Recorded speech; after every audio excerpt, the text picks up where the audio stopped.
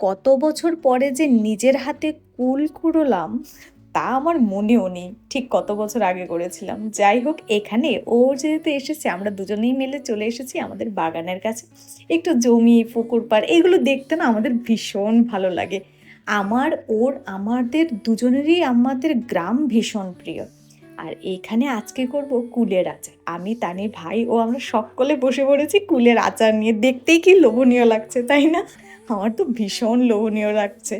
এখানে কি কি দিয়েছি, নুন চিনি তো একটু দিতে হয়, তোমরা জানো। মরিচটাও আন্দাজ মতোই দিয়েছি, আর তানি যেহেতু কম ঝাল খায় একটু কমই দিয়েছি। আর এখানে লেবু পাতা সুগন্ধর জন্য। আর এখানে দিয়েছি কাঁঠালের মুচি।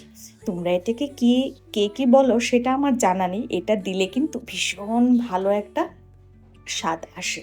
আর এইখানে তৈরি, এখন আমরা সবাই মিলে কুলের আচার খাবো। কার কার কুলের আচার ভালো লাগে? কত বছর পরে যে নিজের হাতে কুলের আচার করলাম, মনে হচ্ছে যেন ছোটবেলাটা ঠিক আমার প্লেটের মধ্যেই সাজানো আছে।